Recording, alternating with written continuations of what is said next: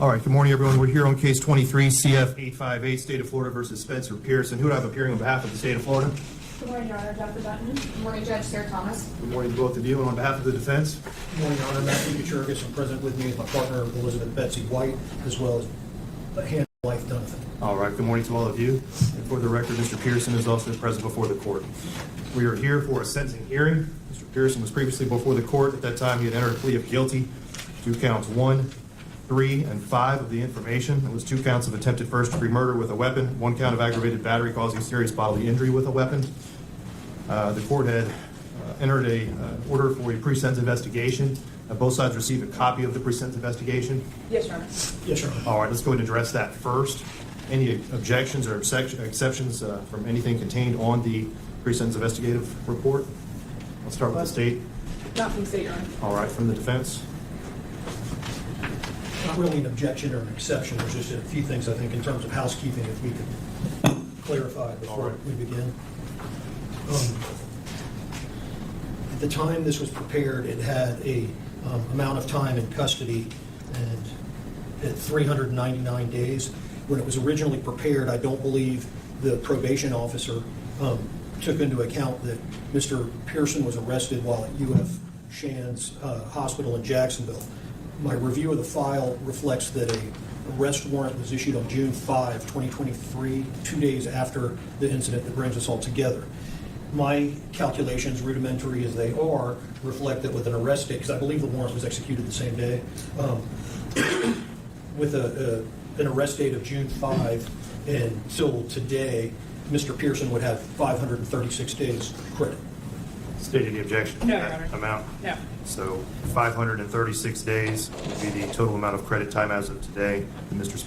Pearson is entitled to. All right. Anything else that you want to address on the pre-sentence investigative memo? No, Your Honor. All right. As to the guidelines, let's discuss that. I believe in the pre-sentence investigation, they had indicated 227.25 months was the bottom of the guidelines. Is that correct, State? That's correct, Your Honor. That converts to approximately 18.93 years at a minimum. All right, and that is the bottom of the guidelines up to life in prison on counts 1 and 3. The maximum on count 5 would be 30 years. Is that correct? That's correct. Okay. And defense, do you stipulate and agree that the calculation of 227.25 months is accurate, and are you stipulating to the scoring of the victim injury points as they've been calculated by the State Attorney's Office? We so stipulate. I would like to advise the court, which I'm sure you're aware. We've also filed a motion, defendant's motion for downward departure, and I'm alerting the court to reminding the court of that on the front end as we're taking testimony. It'll factor into the court's ruling on the motion for downward departure. Specifically, what we're seeking, the grounds for the departure that we're seeking under 921-0026 are the capacity of the defendant to appreciate the criminal nature of the conduct or to conform that conduct to the requirements of law or substantially impaired pursuant to subsection 2C. Secondly, that the defendant requires specialized treatment for a mental disorder that is unrelated to substance abuse or addiction or for a physical disability, and the defendant is amenable to treatment, and that's under subsection 2D. Third, the offense was committed in an unsophisticated manner and was an isolated incident for which the defendant has shown remorse under subsection 2J. And at the time of the offense, the defendant was too young to appreciate the consequences of the offense under subsection 2K. And the court had previously received the defense's memorandum requesting a downward departure. I want to address that next. The court received numerous filings in this case over the course of the last few days. We did receive a filing by the State Attorney's Office that consisted of numerous letters. The court has read and received and read all of those letters. Additionally, the court received, I believe, 8 filings, if I'm not mistaken, from the defense. I believe it was a total of 8, consisting of numerous letters, reports, doctor's reports, school records, transcripts, I believe, of a couple of depositions, as well as obviously the defense's memorandum requesting for downward departure. I have read all of those documents as well, with the exception of there was a link that was provided to video, I believe, of some football activities. The court was unable to open that link. However, my understanding is you plan to present that here today. Is that We do. correct, Mr. Kaczorkis? Yes. All right.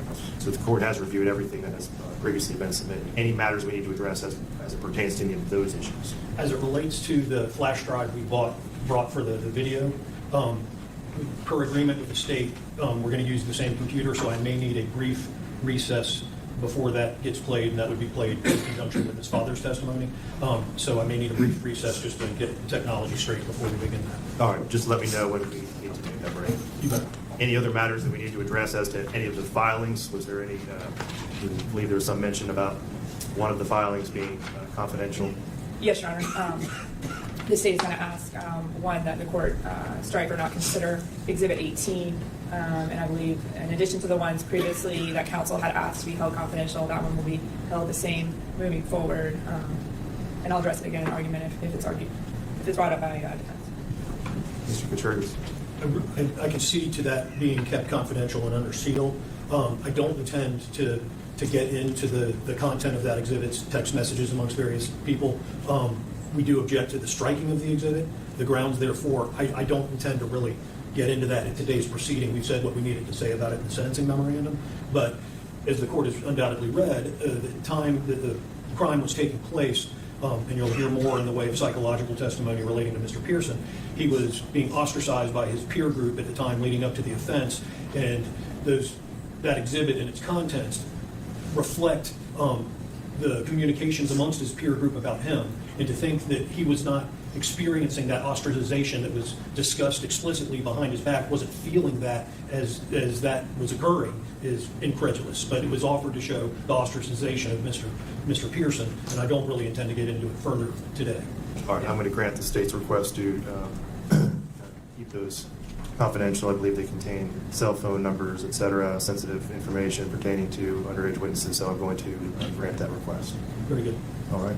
Anything else from the state? No, Your Honor, I guess just if we're putting our arguments on the record for now, yes, and I'm asking the court to disregard them in consideration of mitigation, simply because the messages that are contained in there are without this defendant's knowledge. And I understand Mr. Kaczorkis' argument, but he did not specifically have any knowledge of what is said in there, so therefore it cannot directly impact on his state of mind at any point. And so that's why we're asking not to consider them. All right, thank you.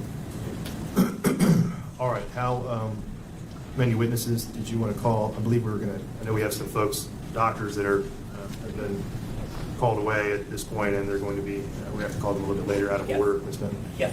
So how do you want to proceed at this time? The state has the case agent, Detective Haas, that I can put up first to lay All out right. the factual background of the case. That'd be fine. And if I may, there is going to be a patchwork of things taken out of order. And for the record, I believe the state and I are in agreement to that procedure. Yes. I understand. Okay. All right, you have your detectives here? I do, Your Honor. The state would call Detective Hannah Haas. All right, if you can hold the stand, please. Raise your right hand.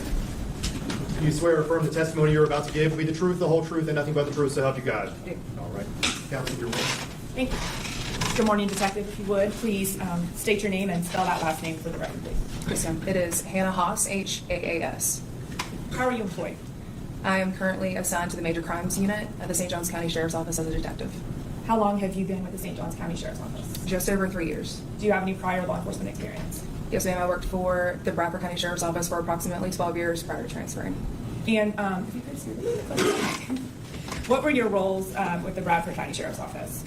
I started out as a 911 dispatcher, and within that time, I became a sheriff's deputy and then worked in the criminal investigations unit for general investigations and then promoted to supervisor. And with St. John's, how long have you been in the Major Crimes Unit? Almost 2 years. And so you were in that capacity in June of 2023? Yes, ma'am. The incident that we're here occurred June 3rd. It was a Saturday. So are you working on a Saturday or are you on call? I'm on call. Okay. When did your agency start to receive calls about an incident that had occurred at Chubby's restaurant in Ponte Vedra? At approximately 4:30 p.m. Describe what deputies encountered when they arrived on scene. When deputies arrived on scene, they observed 4 persons injured in a grassy area between the Chubby's parking lot and A1A. They also observed multiple witnesses on scene, as well as fire rescue assisting those persons. Okay. So EMS, some of EMS had actually gotten there first before law enforcement. Yes, ma'am. Those 4 persons that were injured, can you identify them all for the record, please? Yes, 17-year-old Madison Shemitz, Madison's mother, Jacqueline Roget.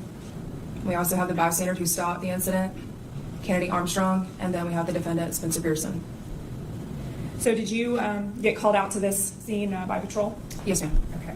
What time do you get there, and what is the scene like? What's going on when you arrive? I got there at approximately 6 p.m., received a phone call about 5 p.m. When I arrived on scene, our victims and the defendant had already been transported to the hospitals. The scene was secured by crime scene tape, and there was witnesses standing by waiting for interviews. All right. And at this time, Detective Ross, I'm going to display on the screen some photographs and just ask you to kind of describe what we're looking at and the vantage point of these images. So here's Mr. Chubby's wings. It's at 150 Valley Circle in Ponte Vedra. This is the north side of the building in the parking lot.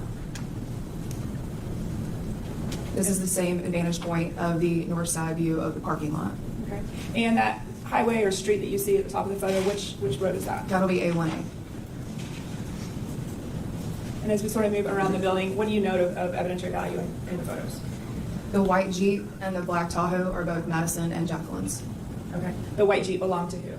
Madison Schmitz. And the black Tahoe? Jacqueline Roger. Her mother. Okay. So this is just another vantage point, kind of standing on that sidewalk.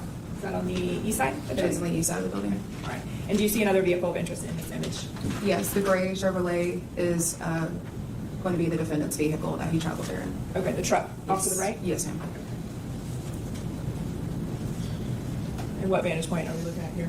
Now we're looking towards Mr. Chubby's wings. This is the grassy area on which the deputies observed our victims and the defendant injured.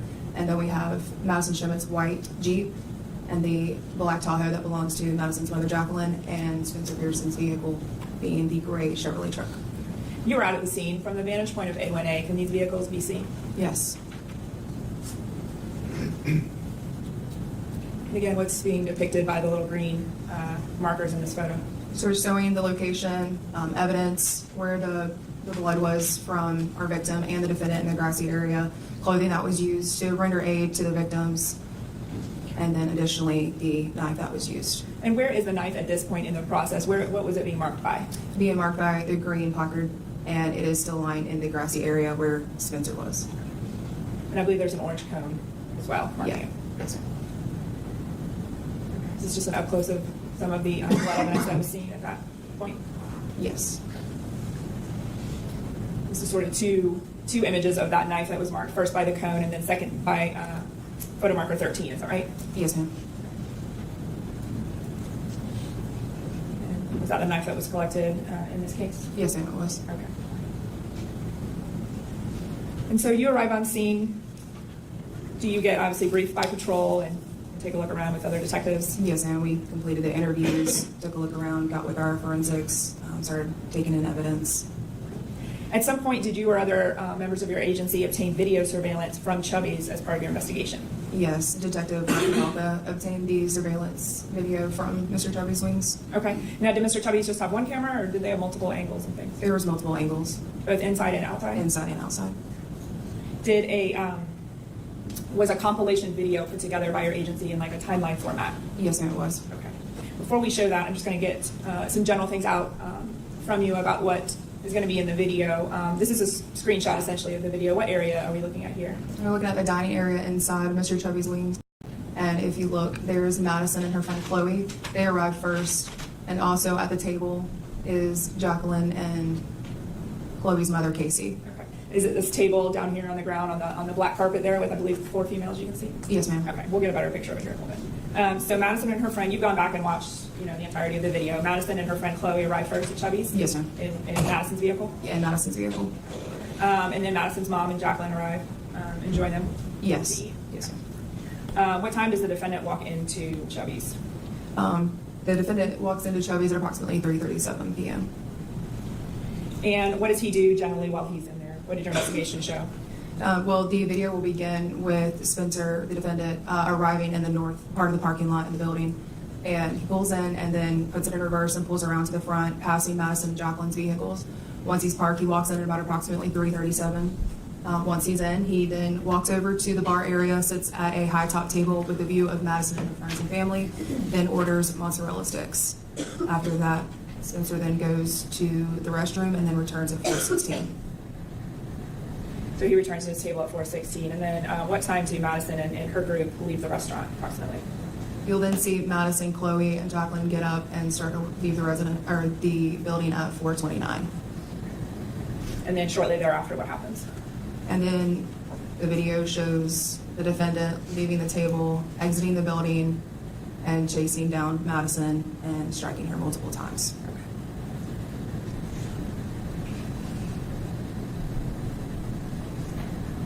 For the record, I'm now going to play this video, and I may ask you a few questions as we start. You can see a timestamp in the top left corner on a lot of these. Is this the defendant initially pulling into the north side of the building that you referenced? Yes, ma'am.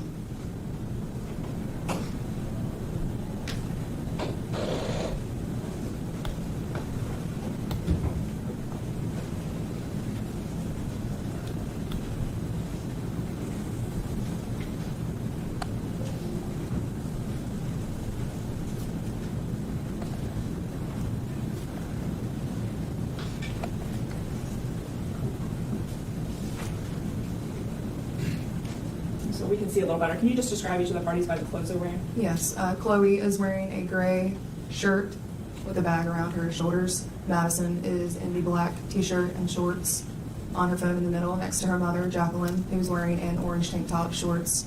And then to the left of her is Chloe's mom, Casey, wearing a dress.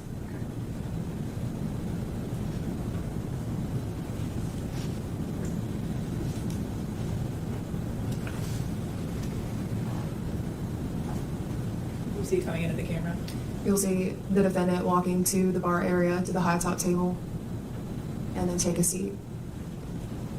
This is a different angle, same thing. Yes.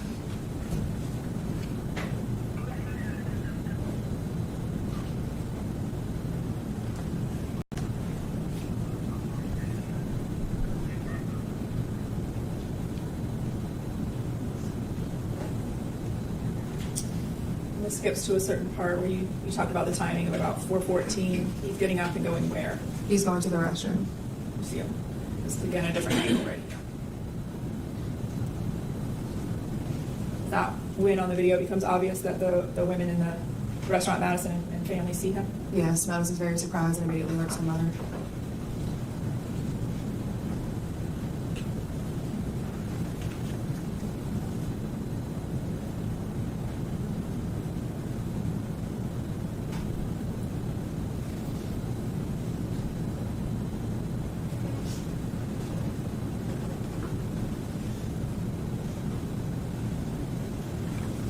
Approximately 4:16 is when he takes a seat back there, correct? Yes, sir.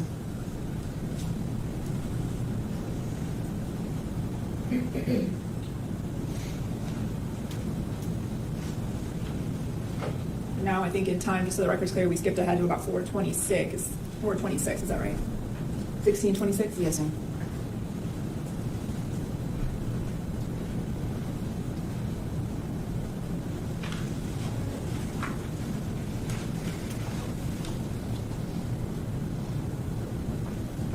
You can see that high top, you can still see the white hat up there, correct? Yes, sir. For the defendant.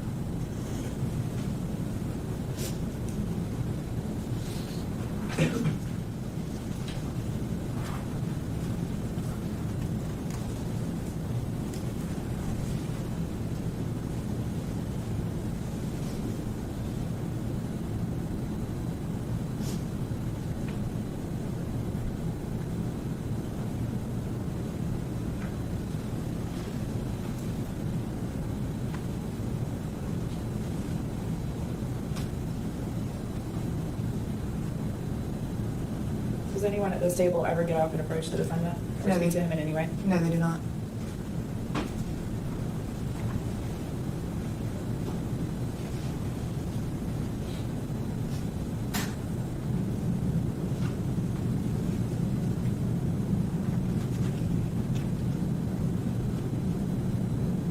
They appear to be looking outside the front windows of the restaurant at that point, right? Yes, sir.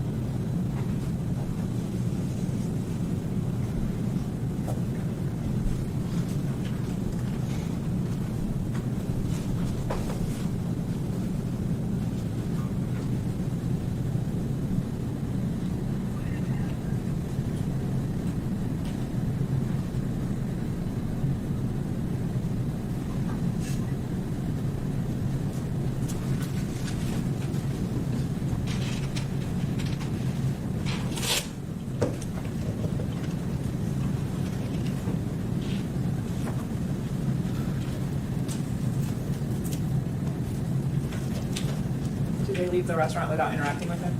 They do walk outside of the restaurant without interacting.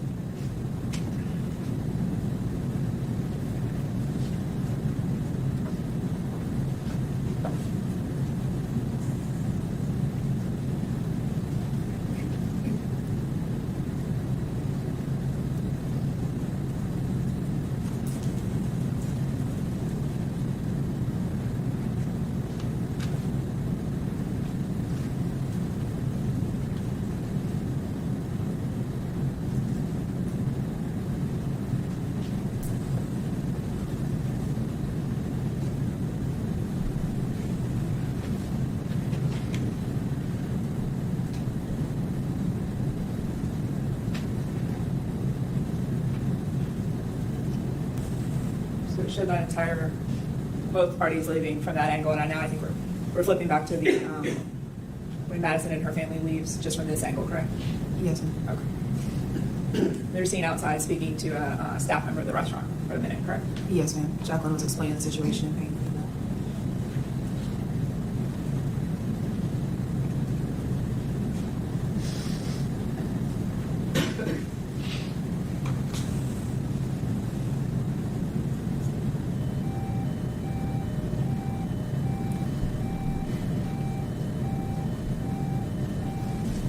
Karen, can I pause this until? All right. One more minute. I was trying to pause it because of the noise, I'm sorry, and I think I messed it up. I'll get back to you.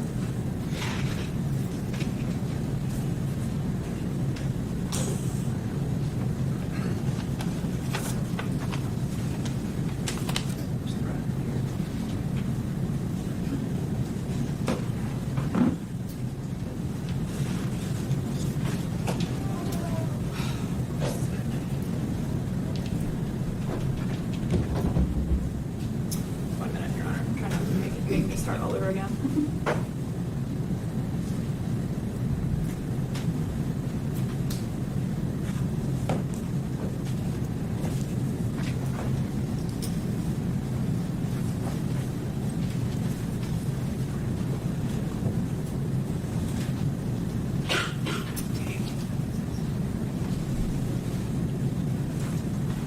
One minute, Your Honor. I'm going to do this a different way.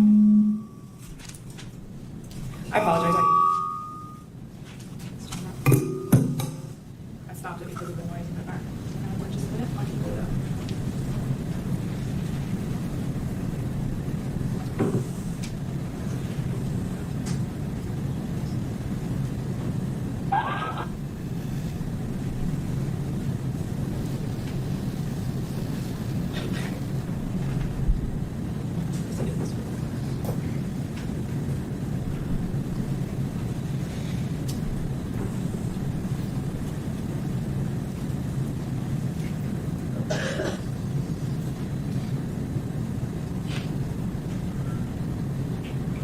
All right.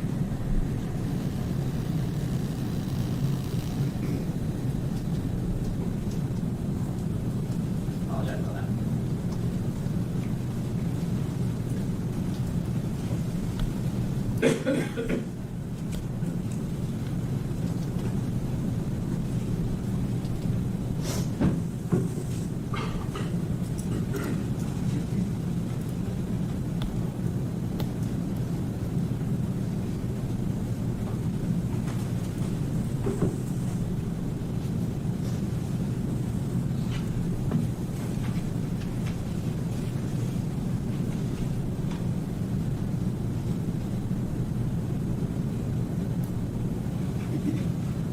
Just so the court knows, though, before after he attacks Madison, you'll see one person get involved first. Who is that? That would be Kennedy Armstrong. It's her mother. And her mother, correct? Yes, ma'am. I believe her mother is first, and then Kennedy.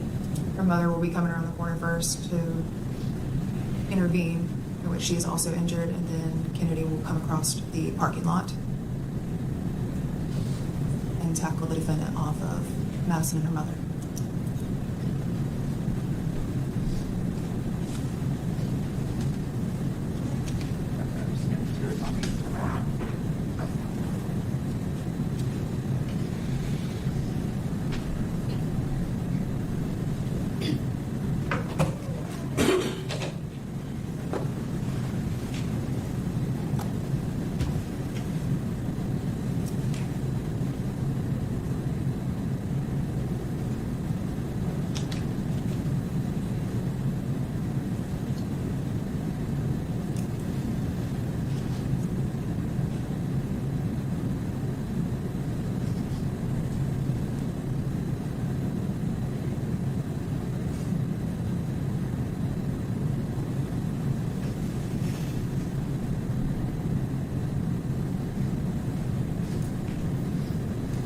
your agency, we get and receive many 911 calls, correct? Not just one. No, multiple.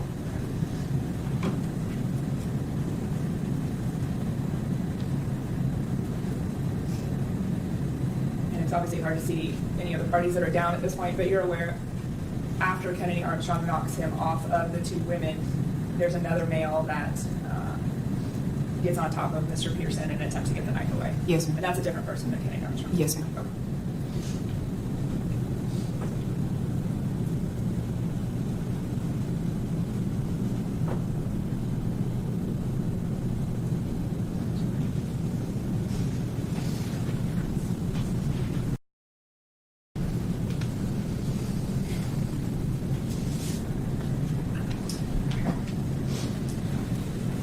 So obviously, evidence at the scene is collected. You're doing your investigation. What is the image that I'm displaying on the screen now? Obviously not on scene, but where is that taken? Yes, ma'am. Our evidence took the photograph while on scene, if I believe correctly, of Spencer's knife.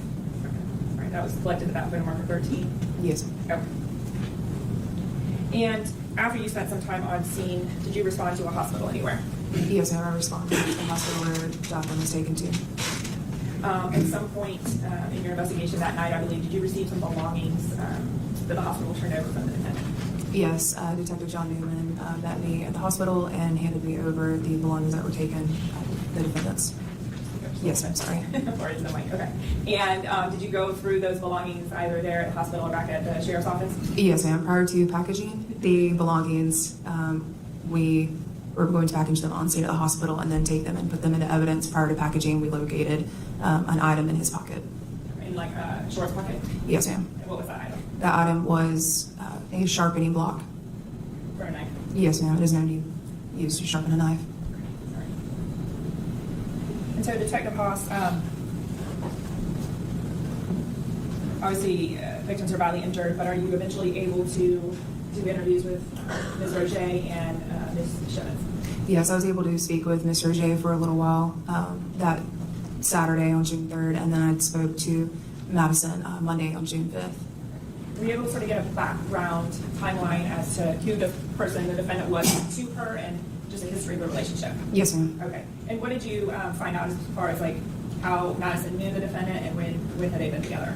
They had dated prior to and had a breakup in April of 2023. Okay. And when did they begin dating? The year before, for approximately 8 to 9 months, I believe.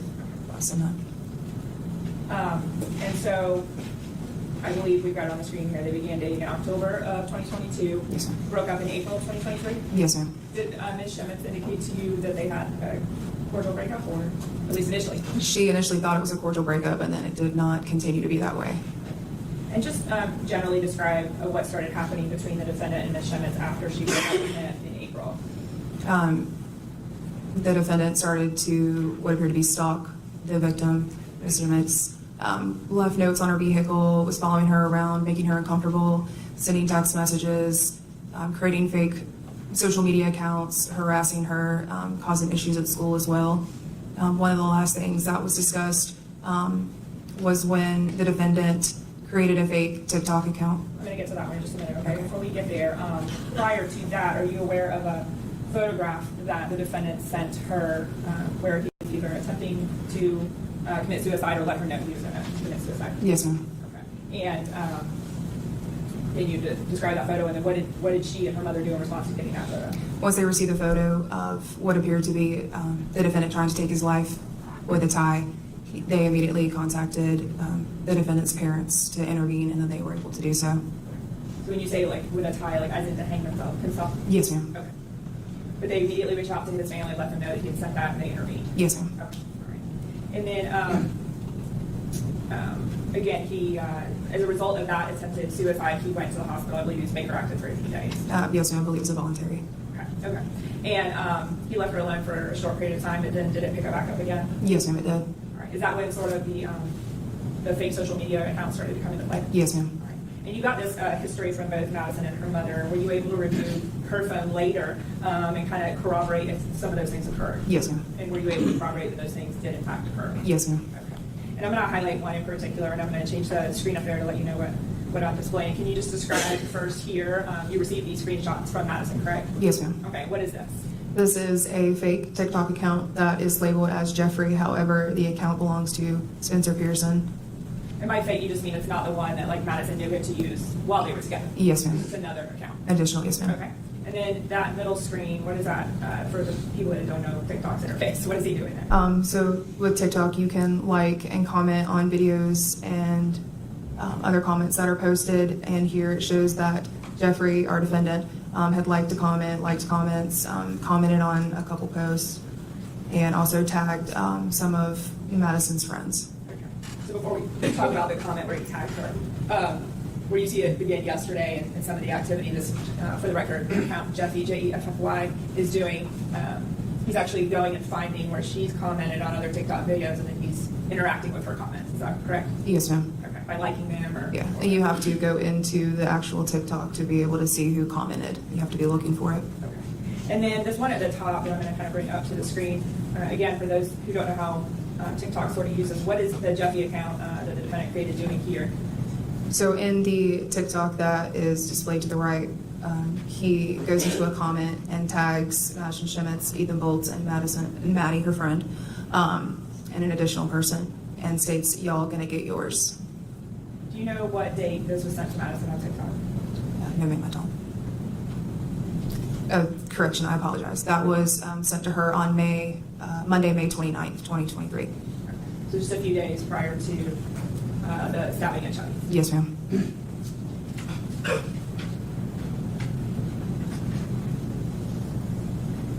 And we talked about some of the evidence you were able to see in Madison's phone. Did your agency seize and attempt to search the defendant's phone for any evidence? Yes, ma'am. And was that successful? We were able to get a partial download, but not a full download. Digital forensics wasn't able to get a full download due to not having the passcode, and still today they hadn't been able to get a full download of the phone. Okay, so limited data, if anything, unless you have the password Yes, or ma'am. can crack through that password. Right? Yes, ma'am. Okay. And that hasn't been successful to date? No, ma'am. Okay. No further questions for this witness? Cross-examination?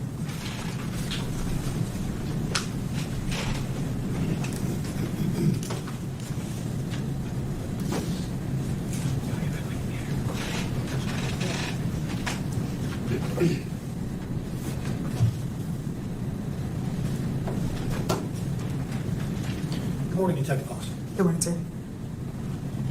When you began your testimony, you were talking about the 4 people injured at the scene when you were being dispatched there to what I'm just going to refer to as Mr. Chubby's as opposed to the address. Are you Yes. tracking me? Yes, sir. Okay. And you mentioned there was 17-year-old Madison Shemitz. Yes, sir. How old was Spencer Pearson? At the time, 18 years old. And do you know how far removed from his 18th birthday he was? No, sir.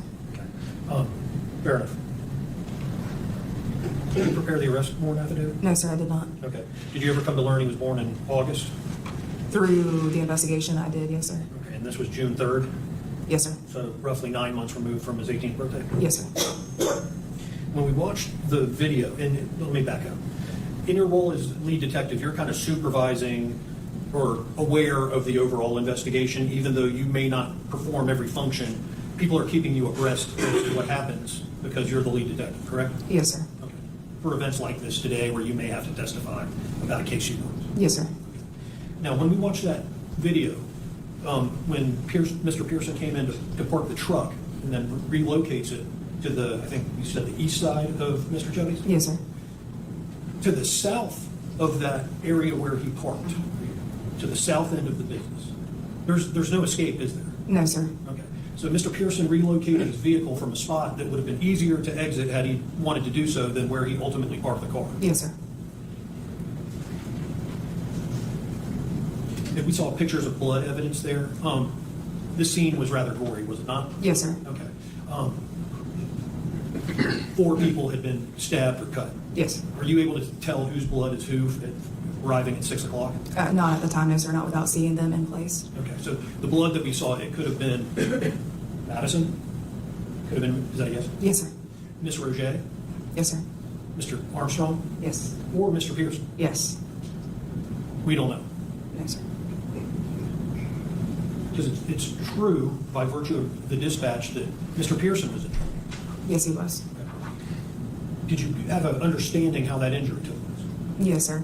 And I'm Was- specifically referring to Mr. Pearson. Yes, for Mr. Pearson, it was self-inflicted, and even on some of the 911 phone calls, they had stated that he was actively cutting his neck.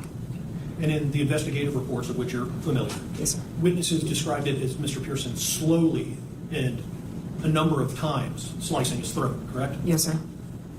Were you aware of the nature of the injuries he ultimately suffered? No, sir, not at the time. Subsequently, were you able to learn the nature of his injuries? Not to the extent, but vaguely, knowing that he wasn't able to speak directly after the incident. Okay. And you were made aware that the cut to his throat impaired his ability to speak? Yes, sir. You have knowledge of whether it lacerated his trachea? I believe it did, but I'm not sure without looking at a report. Fair enough. Yes, sir.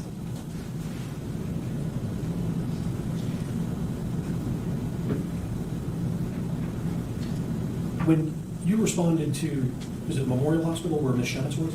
Yes, sir. And Ms. Roget was there? Yes, she was. And you conducted a sworn interview of Ms. Roget, did you not? Yes, sir. And in that interview, prior to certainly this incident, but even before the breakup between Madison and Mr. Pearson, was it your understanding that Ms. Roget and the Pearson family generally tended to get along? Yes, yes, sir.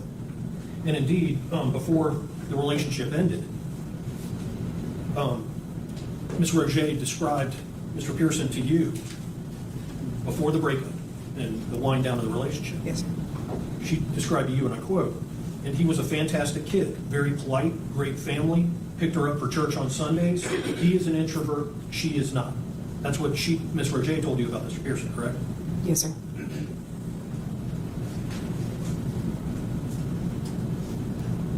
Now,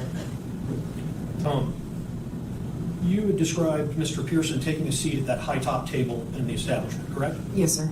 Now, I don't know how well it got captured on that video, but just to round it out in testimony, when you enter the restaurant, there was the table to the left where Madison, Miss Roget, and their friends were seated, correct? Yes, sir. And then you have to walk up a little bit of steps, I think it's 3 to be exact, to get to the elevated bar area that has bar stools around the bar and high tops located around it as well. Yes, sir. And you said that Mr. Pearson took a seat in view of where the ladies were sitting. He took a seat at a high top table that was in view. Yes, sir. Okay. Have you ever been to the restaurant? No, sir. Not inside. You've never sat at that table? No, sir. I did not. In watching the video, you would agree with me that there's not only the wall that is a barricade from the upper bar area, but there's even a little bit of a covered glass partition above that wall. Yes, sir. Based on the video. Okay. And the video is captured from the ceiling in the corner. Yes, sir. Kind of a bird's eye view of the establishment. Yes, sir. But you've never been in and inspected the scene and the interior from the corner where he was sitting, behind the wall and behind the divider, to determine whether he could see these ladies when he was seated at the high top. No, no, sir. I did not. Okay. And so as we sit here today, you really don't know whether he had eye shot while he was seated at that position in the corner behind the dividers or not. No, sir. Not without sitting in this position. And you never did that. No, sir.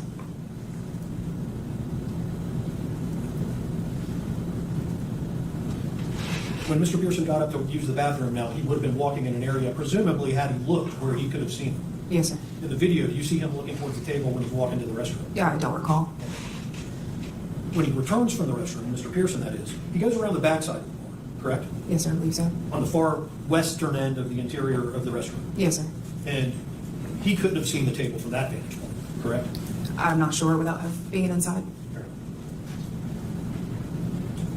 And then, indeed, when he did return to the seat from the restroom and sat down, Ms. Dunn stated you could see the hat of the defendant, top of it. Yes, sir. Because even from that bird's eye view in the corner, you couldn't see his face sitting at the high top. You could only see his hat, correct? Yes, sir.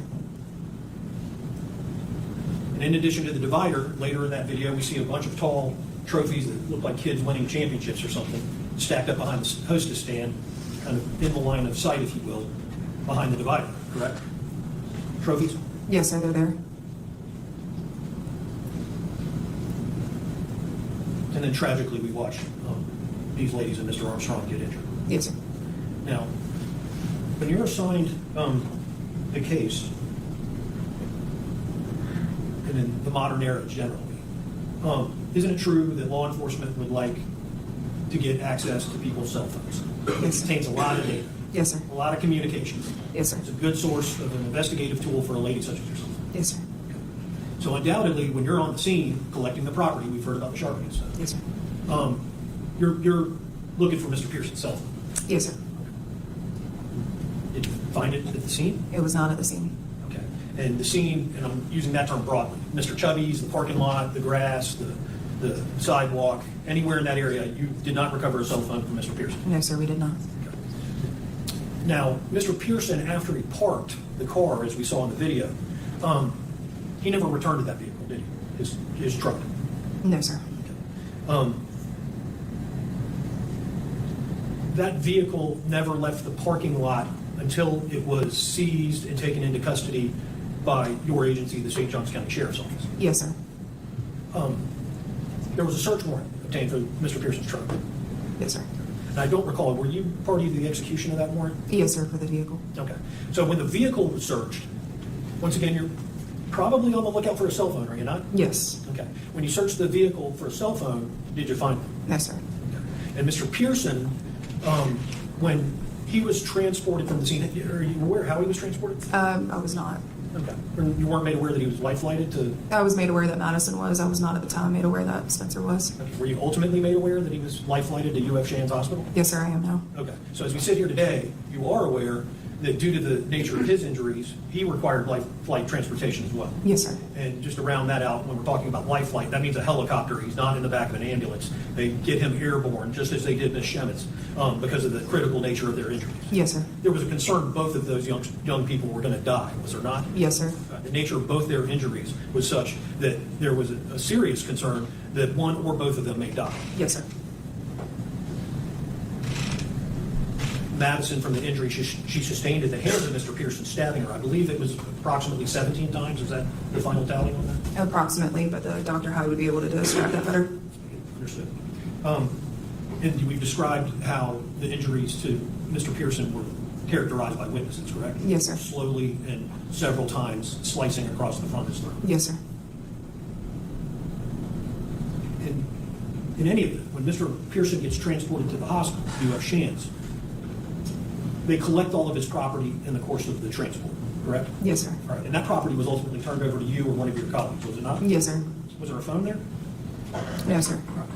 So you didn't recover his phone from the scene, his vehicle, and it wasn't taken with him via transport. No, sir. Ultimately, the phone was collected, however. Was it not? Yes, sir, it was. A search warrant was issued for Mr. Pearson to acquire his phone as well as a computer, correct? Yes, sir, it was. And do you know how, or when and where the phone was obtained, Mr. Pearson? Detective Kapelka, I believe, went and obtained the cell phone and the computer from their residence in Ponte Vedra. When Detective Kapelka went to the residence with the warrant, Mr. Pearson's father surrendered those items pursuant to the warrant, correct? He did. And are you aware of any conversation that may have taken place between Detective Kapelka and Mr. Pearson's father, Dan Pearson? No, sir, not without reviewing his supplement. Okay. I have it if we need to, but let me try to cut to the chase. Sir. Were you made aware that Mr. Pearson, Dan Pearson, Mr. Pearson's father, had relayed to Detective Kapelka that he had taken the phone from him several days prior? Yes, sir, I was aware of that. So it would appear at the time of these crimes that apparently for several days prior, Mr. Pearson did not have any ability to, for lack of a better term, track the movements of Ms. Shemitz. Yes, sir, based on the phones that the parents had. Okay. And those are the only phones of which we're aware. That we're aware, yes, sir.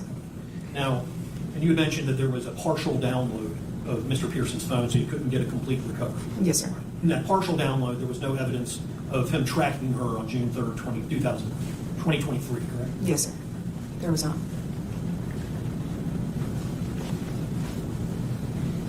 And you said you haven't been able to access the phone because there was, you didn't have the password.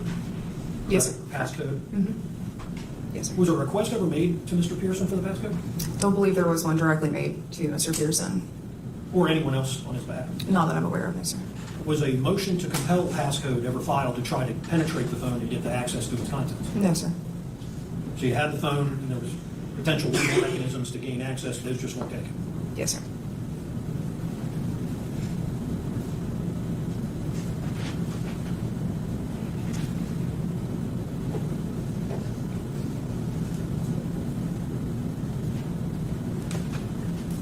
In addition to Mr. Pearson attempting to take his own life on June 3rd, 2023, you were made aware of, and how were you made aware of his prior attempt at suicide by hanging himself? Through Madison and Jacqueline. They were aware of that Yeah. circumstance? Yes, sir, they were. Law enforcement make any effort to gain the records of his hospitalization or attempted suicide on that prior occasion? No, sir, we did not.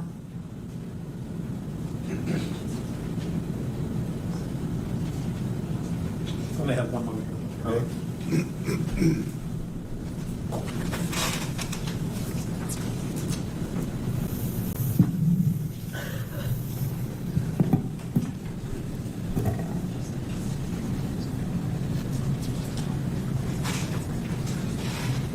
Detective Hawks, Yes, sir. when we were reviewing that TikTok, I understand that was May 29, 2023, Yes, sir. 6 days or so prior than the incident. Yes, sir. It was a comment, and I'm old, I'm not familiar with TikTok, so if I'm using the wrong vernacular, please set me straight. Yes, sir. But it was, the comment was appended to a video, was it not? Yes. Did you review the video that the comment was appended to? No, sir. Okay, so you don't know what the subject matter of that video was? No, sir. Due to us not pursuing any threats or harassment charges, there was no follow-up done with the TikTok comment. Not even to put it in context in what? No, sir, just based on what Madison had given us and explained to us and what we reviewed. Very good.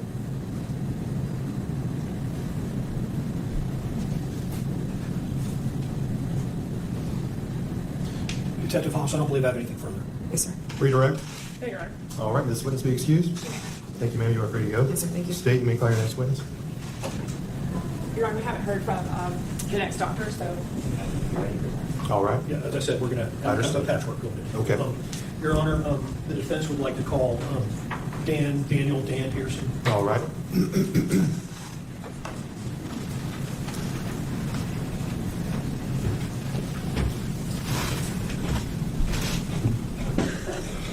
Sir, if you'll raise your right hand, do you swear or affirm the testimony you're about to give to be the truth, the whole truth, and nothing but the truth, so help you God? I did. Please have a seat. Mr. Couturier, your witness. Good morning. If you can, try to speak into the microphone. Sure. So that the court can hear you. Okay. Testimony. Can you state your name for the record? Daniel Clark Pearson. And what is your relation to the defendant, Spencer Pearson? I'm his father. And is he your only child? No, he's one of four. You have 3 other children, and as I understand it, and may lead here for a second, you have 2 older children older than Mr. Pearson, and 1 son younger than him. I Right? do, correct. And what do you do for a living? I am a merchandiser for a wholesale company. There's various purposes for testimony here today, and so I want to back up and just generally ask you, where did your family come from before moving to the Northeast Florida area? We came from Keller, Texas, just outside of Dallas. And how old was Spencer when that move was made? He was going into the 5th grade, so 10, 11 years old. 5th grade. Did Spencer have a difficult time with that move at that age? I believe he did. Spencer didn't show a lot of emotion. He would just kind of go with the flow, so to speak. He's very quiet, reserved, but nothing stuck out really as it was something that was catastrophic to him. What kind of kid was he? He was very quiet, gentle kid. He was loved his family. He was never in trouble. He went through school with no problems. We never had to worry about him. But very quiet. He was anxious. There were some times where, we had to deal with some anxiety issues. Nothing major, nothing that we didn't think he could get through. But just an overall great kid. You've had the unfortunate circumstance of viewing the crimes captured Yeah. in the film. Had your son engaged in any violent behavior, and I'm not talking about that nature, but any kind of violent behavior towards others prior to the events that we saw here today? Never. Needless to say, I take it he'd never been No, And no criminal history whatsoever. no, And so you're raising him up through age 18, believed him to be a kind, gentle, good kid. absolutely. Now, Your Honor, I probably should have asked for a brief recess before Mr. Pearson, but I may have to take one in the middle, and I apologize, to get some technology sorted. Did your son play sports? Yes, he did. Okay. Over the course of his young life, what did he play? A lot of football, a little bit of soccer, and quite a bit of baseball as well. Okay. As time went by, did you focus on one sport more so than others? Yes, football. Okay. Your Honor, if I may, can we have a brief recess so that We'll take a 10-minute recess. Court's in recess. Thank you for the brief recess, Your Honor. Mr. Pearson, I was asking, your son had kind of narrowed his competitive sports down to football by the time he graduated, towards the end of his high school, correct? That's correct. Okay. And in connection with this case, you put together a montage video of some of Spencer's footage playing football, and just to put a finer point on that, when did Spencer begin playing tackle football? At the end of age 6, So at age 6. Mhm. And when did he stop playing tackle football? 18. Okay, and that would have been his senior year in high school? Correct. And at age 6, I've got 3 sons, I should know this, but at age 6, you're roughly what, second grade? Sounds about right. Okay. So from second grade all the way through senior year in 12th grade, 10 years he's playing tackle football. Yes? 10 to 12 years. Something like that. Yeah. 6 to 18, 12 years. Yeah, correct. And you put a video together, a montage, if you will, of various clips of Spencer playing football over the course of his lifetime. Yeah, I mean, it's a brief video. About 2 minutes, I think. It's a couple of minutes with that, with the urgency of time. This is what we could come up with, but there's lots more. And I know you didn't have a counter for every time he was playing and hit his head playing football, but were you able to estimate the number of contacts with his head over the course of his career? Yes, I calculated roughly 10,000, just over 10,000 hits. And how did you make that calculation? Well, I did a calculation of the number of games, number of practices, which included spring football as well, all the way up through Pop Warner, Little League, Pop Warner, middle school, high school, and then calculated the number of events during the week, a couple of practices until you got into a higher age group where they were pretty much practicing every day, every week. And I averaged at 15 hits an event, which Per practice? per game, which is very conservative, but that got me to a number we could talk about. Approximately 10,000. Correct. And I know at least towards the end of his career, what position did Spencer play? Towards the end of his career, it was mostly defensive end and some special teams. Okay. Defensive end, you're on the line. Correct. You're making contact usually with one's head almost every play. Yes, you are. And then special teams, the opposing teams are at a distance, running at one another, and larger collisions can happen in that. Correct. And he usually does both kicking and receiving. You've had the opportunity to review this montage before court here today, correct? I have. Together. Yes. And with the court, I would like to play that montage for the court. I think it's 2 minutes 11 seconds. Any objection? You may proceed.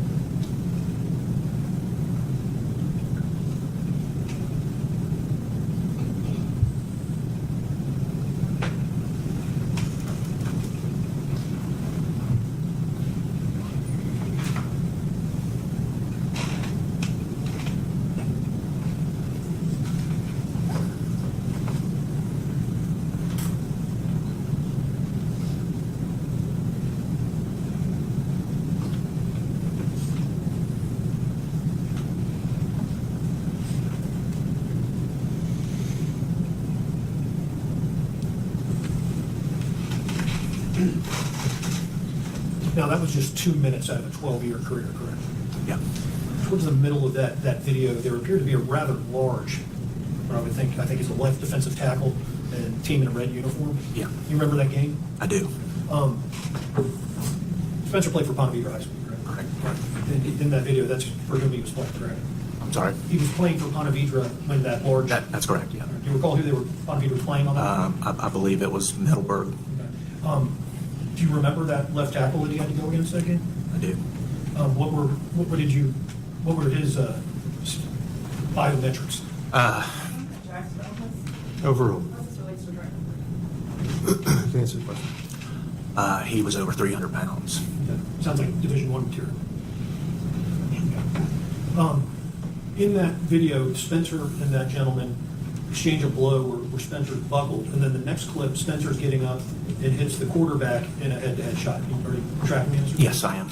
Is that the same play? It was. In the course of Spencer's career that were substantiated, how many times did he suffer a concussion that had been diagnosed or he was put in protocol? We know of 2. Know of 2. Did you have concerns of a parent? Do you remember when concussion protocols started in the course of his career? High school. Okay, so in junior high, Pop Warner, there was no concussion protocol. It was not. Meaning, well, what is that? What is a concussion protocol? Well, in simple terms, the trainer does not allow them to play. They give them paperwork on what to do, what not to do. They have to be stay away from using your phone, be in a darker area, and of course, getting checked on by a doctor. And so Spencer went through that twice in high school. Correct. They didn't have that in junior high or Pop Warner. Did not. Did you have concerns that he may have suffered other concussions for which they went undiagnosed or even for which he was not placed in protocol? I would assume he did. Okay. Did he ever relay to you symptoms of a concussion from those 2? Every once in a while. I mean, Spencer was not very verbal with that. He kept it to himself, but he would complain of headaches sometimes. Was there another incident, I believe when you were in Texas, when he was a small child, for which he sustained a head injury? Are you talking about football or No, just? I'm talking about an event around the pool, as I understand. Yeah, we had gotten a new pup, and we were in the backyard around the deck, and the pup was going wild and took out his legs, and he fell back and hit his head. Back of his head? Correct. On a pool deck? On a pool deck. What was the surface of that pool deck? It was concrete pavers. Do you know whether, did you take him to be examined after that? I don't recall. I know we were concerned, and we monitored him very closely, and but he seemed pretty normal.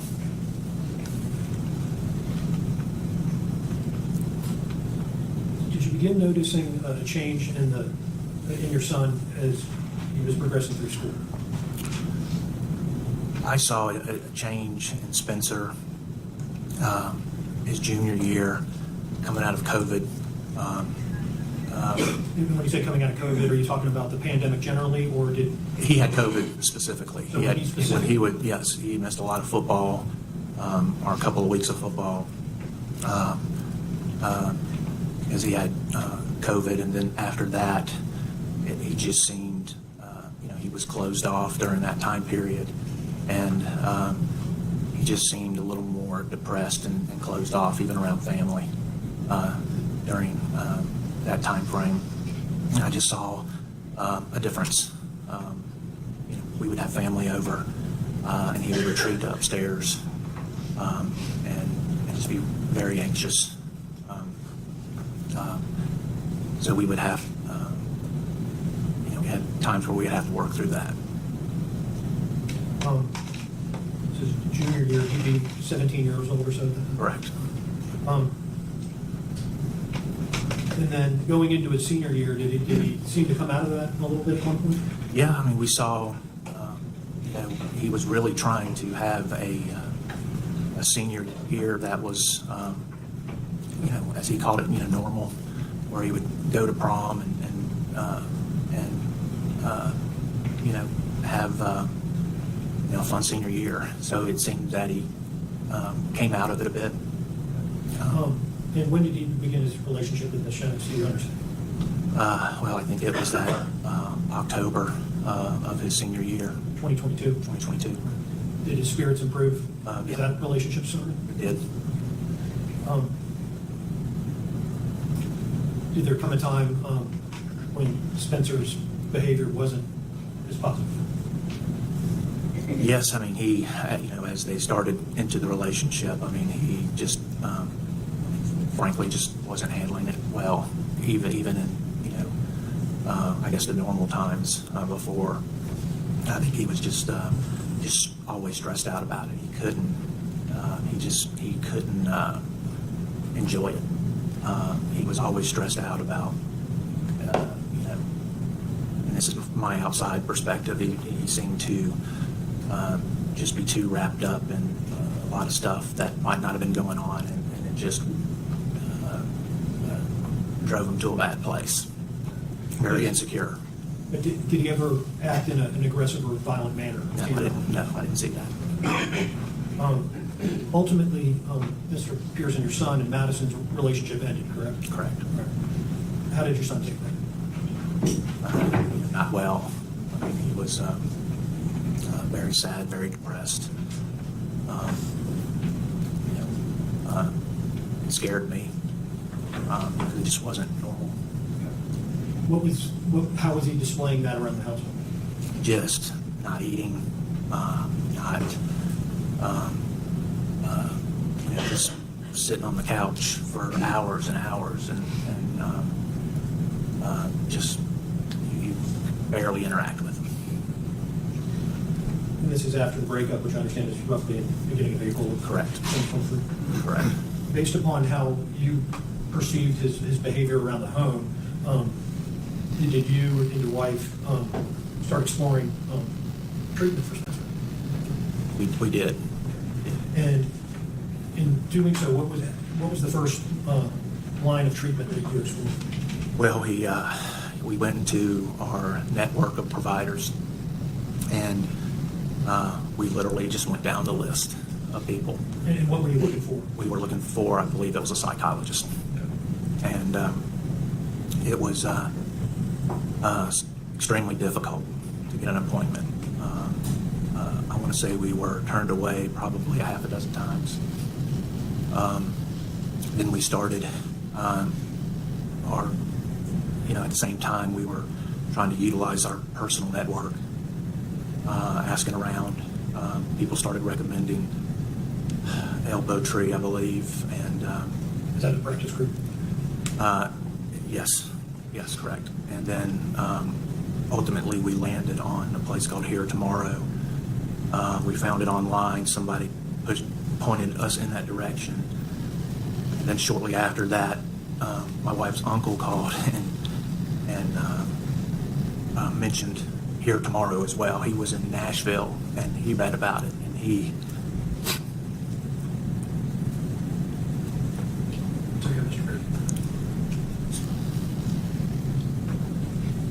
So, as I understand your testimony, both independently researching it online as well as through a recommendation, as well as a family member touching on the same, did you and your wife decide that Spencer should go there just to get access? Yeah, we sent him there because we could get something right away. I mean, it was that afternoon.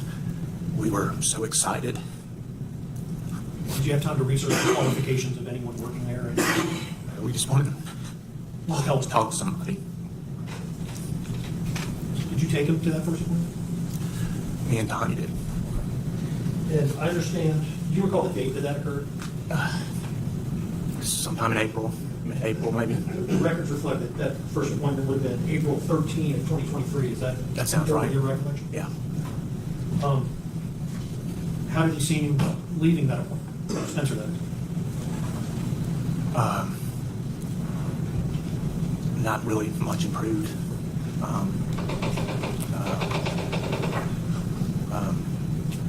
Is he still Yeah. exhibiting the same He was. signs of depression you Yeah. testified to about the house? He was.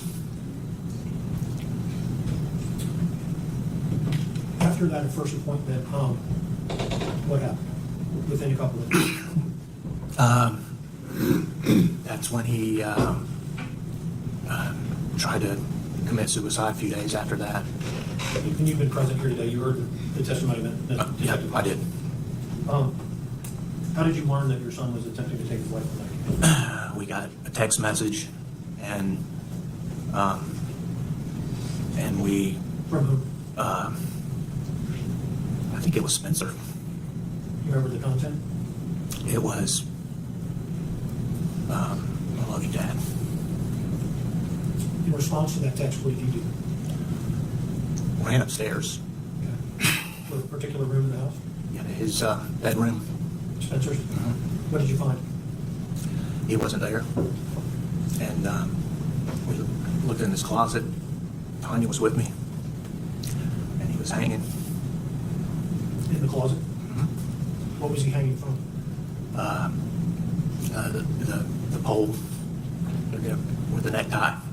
And how was the necktie affixed to the pole and then That's Spencer? around his neck. Yep. On that discovery, what do you do? Tanya went to undo the necktie, and I was holding him, and I was lifting him up, To take pressure off his neck? take pressure off his neck. And were you able to relieve the pressure, do you believe? Yeah, Were you and your wife able to get him down from that position? yeah. She struggled a bit getting it untied. It seemed like forever. She got it loose. I threw him on the floor. He was blue. Can you tell whether he was breathing? I couldn't tell. He was blue in the face? He was blue in the face. And then there was tears coming out of his eyes, and me and Tanya were just hugging on him and crying. And then we got him downstairs on the couch, trying to figure out what to do. Tanya got in touch with a friend that was a nurse. She said, take him to Baptist Health in Jacksonville. We stayed with him on the couch, me and Tanya, that night. For the record, Tanya's your wife. Correct. And we took him to Baptist Health the next morning. I believe that was Tuesday morning. And upon his presentation in the hospital, where did Spencer go thereafter? So we were in the emergency room area for quite a bit, and then we were admitted into the Baptist mental health facility. And how long did Spencer stay in the mental health facility? We got there on Tuesday. I think we picked him up on Saturday afternoon. About 5 days. Correct. How was Spencer on his discharge? Seemed better. Seemed a little bit better.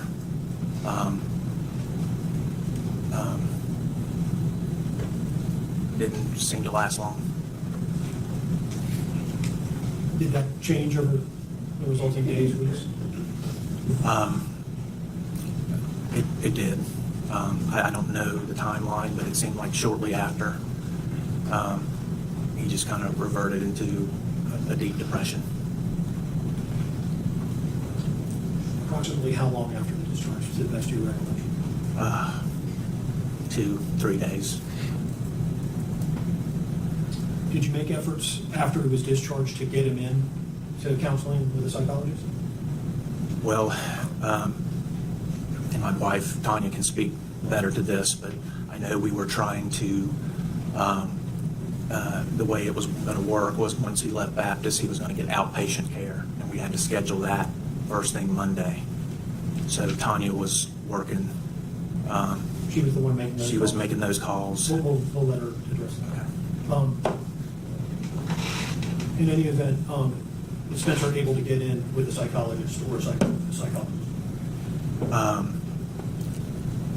Yes, we had I believe, a couple appointments. We went back to here tomorrow. That's where he returned? Correct, that's where he returned. And And he saw a different person. Do you remember when roughly that was? If the records reflect May 31 of 2023. Yeah, I remember it being the end of May. But it's May 31 comport with your recollection of when that was? It does. You didn't take him to that appointment, did you? No, but his sister did, who's McKenna. She took him, and I made him go to that one. And he's 18 at this point. Are people communicating with you about his health care at this time? That was tough. Here tomorrow they weren't. And at Baptist we had to go through some hoops to get communication going there. And we know on June 3rd, 4 days after that appointment here tomorrow, the crimes that we observed here in the courtroom today happened. Correct. Mr. Pearson, we're here at sentencing for your son. The judge has the unenviable position of imposing a just sentence in this case. What would you like the court to know in fashioning that sentence? The first thing I want to say is I want to address the victims, Madison, Jackie, and Kennedy. I'm so sorry. I'm sorry this happened to you. Madison, you were always so sweet. Coming over, you were such a beautiful.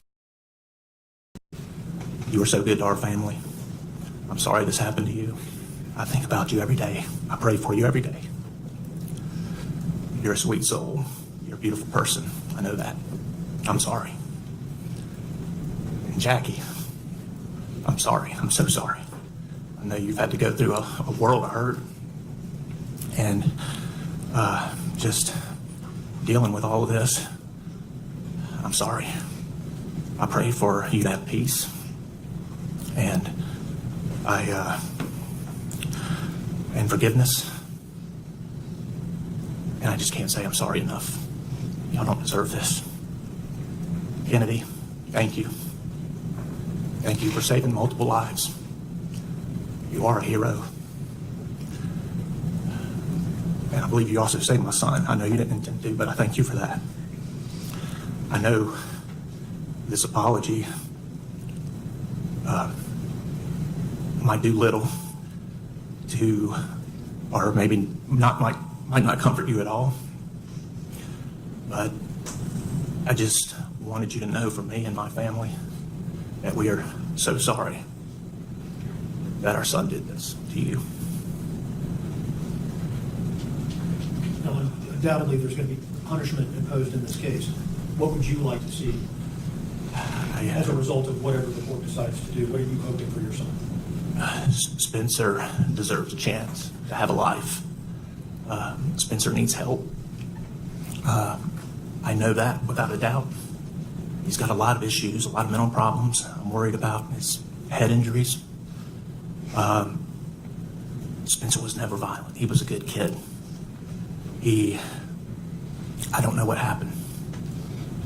I believe Spencer can be rehabilitated, and I believe he needs that chance. And in the event he is able to return to your home or the community, do you and your wife and your family stand by him and make efforts to support him and try to Absolutely. allow him to succeed? Absolutely. He has our full support. And whatever it takes in terms of therapy, counseling, support, are you there for him? Whatever it takes.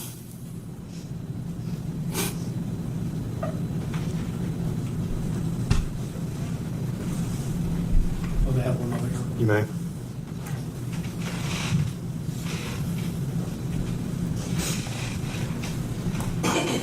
Mr. Pearson, I don't believe I have anything further. I think the statement. Okay. State. Thank you.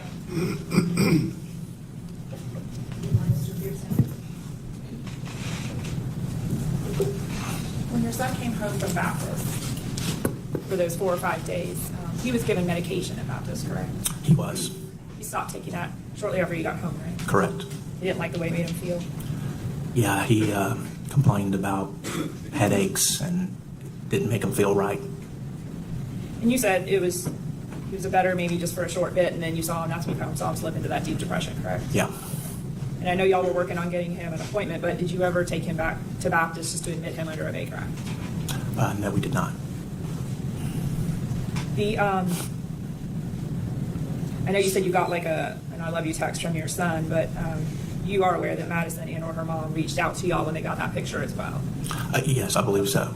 Not to me, but to Tanya. To your wife? Tanya told me, yes. Yes, sir. Okay. And Ms. Roger was keeping your family up to date kind of since the breakup of everything that was going on, right? Yes, So you guys knew about following her and social media, like all of that was going on. correct. And at some point you did take away his phone. Correct. So on June 3rd, he didn't have his phone because you had taken it, right? Correct.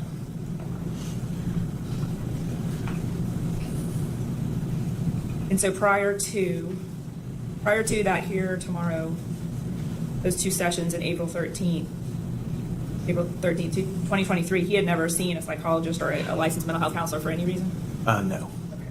You said, though, he's been struggling with anxiety and issues, I believe y'all had reported as young as elementary school, correct? Well, we saw anxiety there, but it was nothing that held him back. He still did well in school. He, I guess I would say it just wasn't crippling to him. You really didn't see anything crippling until, was it fair after his junior year and the COVID? Is that sort of when you? Well, I saw it escalate in high school. Escalate in high school.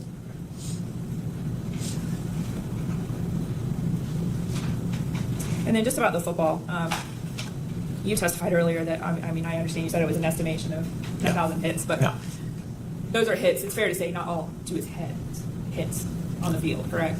Well, I think it would be safe to say that they were hits to the head based on his position. He was playing defensive line for almost his entire football time frame.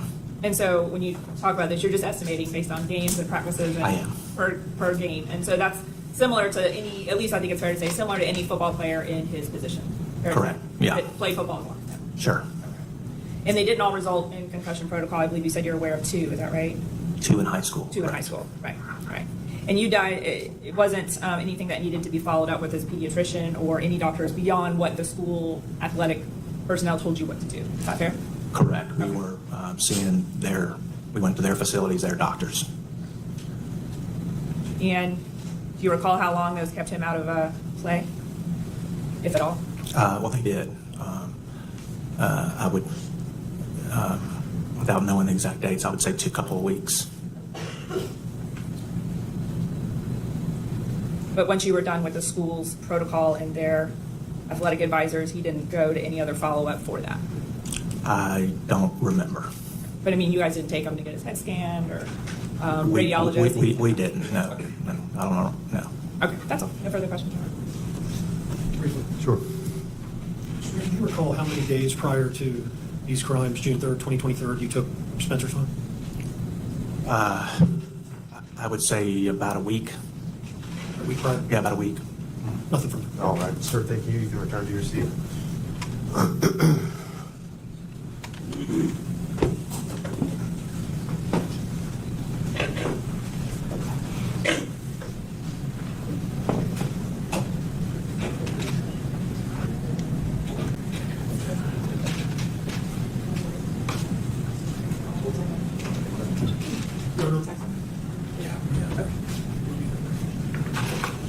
Your Honor, the next witness we intend to call is going to appear by Zoom.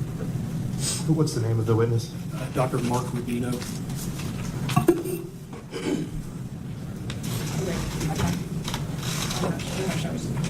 You're not screen sharing? Okay, so we can just put it up there. I don't need to do anything. Yeah, that's fine. Okay. Just take this back.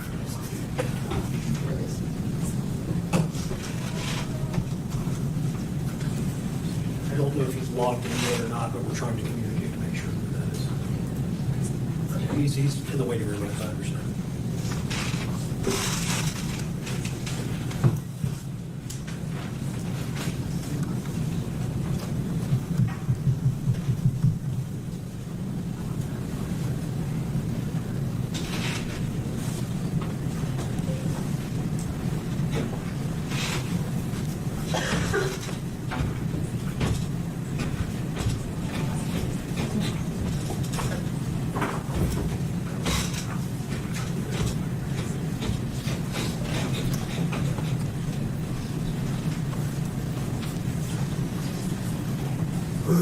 All right, is the individual that's on the screen with Mark Rubino, that's the witness that you would like to call? That's the one I'm familiar with. Sir, raise your right hand. Do you swear or affirm the testimony you're about to give will be the truth, the whole truth, and nothing but the truth, so help you God? I do. All right, sir. Mr. Contreras, you may inquire. Good morning. Good morning. Can you state your name for the record, please? Mark Patrick Rubino. R-U-B as in boy, I-N-O. And what do you do for a living? I'm an adult neurologist. And if you could, Dr. Rubino, provide us with your educational background. After graduating from high school in 1989, it was a long time ago, I entered into a 6-year BSc program through Kent State University in Ohio and Northeastern Ohio University College of Medicine, also in Northeast Ohio, getting my MD and my BS in 1995. And then I went to Akron City Hospital and Summa Health Systems, got my transitional residency before I went to USF in Tampa, get my neurology residency, completing that in 1999. And I've been practicing in Naples since 1999. And so my math is less than stellar, but if you graduated from high school and began practicing, graduated high school in 1989, began practicing in 1999, that's roughly 10 years of education? 10 years, but part of it is a 6-year BSMD. Man, college is 2 years, get a BS. It's an accelerated program. Okay. And the MD, obviously medical doctor. Medical doctor, yes. And what is your area of specialty? I'm a generalist, but I've taken a particular interest in head injuries, or traumatic brain injury. And have you been practicing neurology exclusively since '99? Yes. And what is the nature of your practice? Well, I have my practice is individuals referred for, I have a lot of Parkinson's, I have some seizures, I have some fair amount of ADD, attention deficit disorders, and some brain injury people who I acquired over the years from seeing people from car accidents. And that's probably where I got into it, is concussions from airbags and et cetera.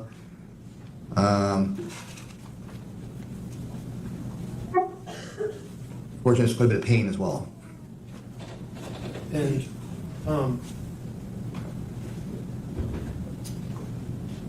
have you rendered testimony in courtrooms over the course of your career?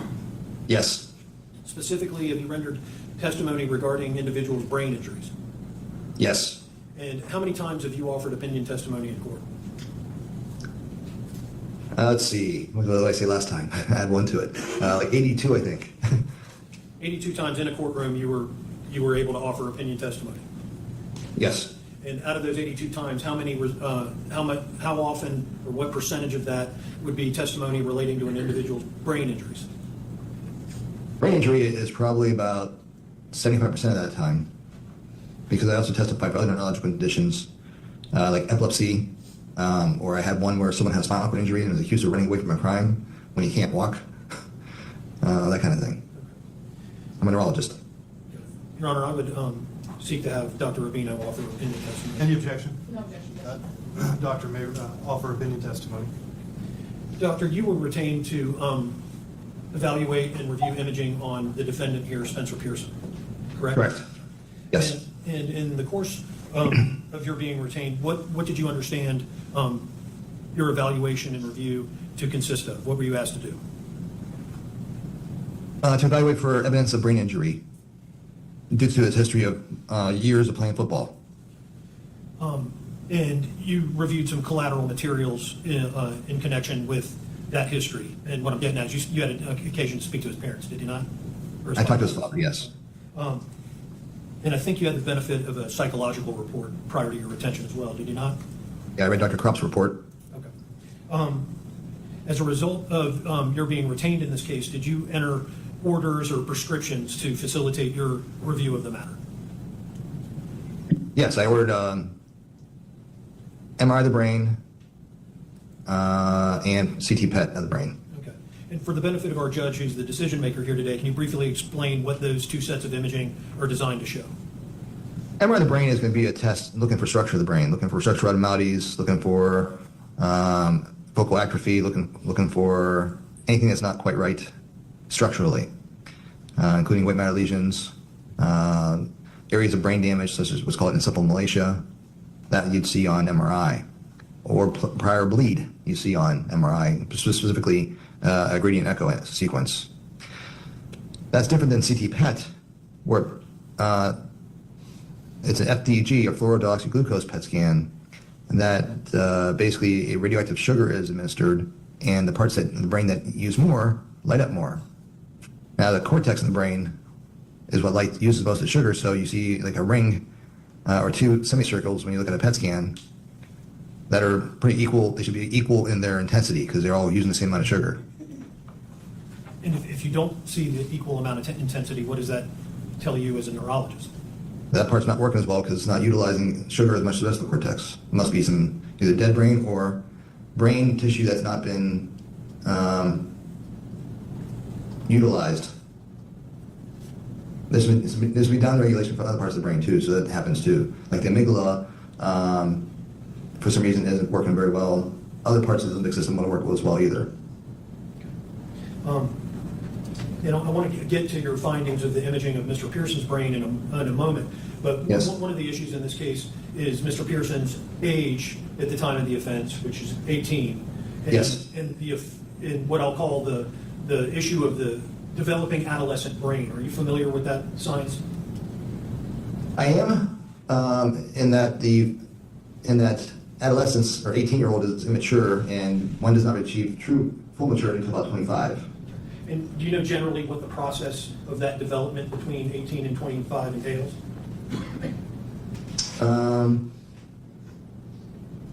What I'm getting at is the myelination, the conversion of gray matter to white matter. Well, the myelination is pruning of neurons. It's basically the same process that you have from when you're an embryo to when it's part of the growing up process. And that occurs up through, with the brain, 25. And in connection with the pruning, is that the process by which gray matter gets converted to white matter, or is that a separate process? White matter, gray matter is gray matter. You lose some gray matter as you get older, and then you reestablish more connections. And More synapses, and that's where you get more of maturity. And what is the effect in terms of behavior with the adolescent brain? I mean, adolescents tend to be invincible. They think that they can't. That's why they're used in the military. The 18-year-olds get drafted because they're more willing to go than a 30-year-old. 30-year-old's going to be more likely to say no. I respect myself too much for that, or I can die. They can see that already. Where at 18, you don't really appreciate that as much, and you tend to be more impulsive and tend to do things that you wouldn't do when you're 30. They use 30 because that's even more distance. And is there other behaviors that are associated with the adolescent brain that start to cease after development in 25, in addition to impulse control? Well, this is not exactly my forte, so it's more enough for the psychologist. Fair enough.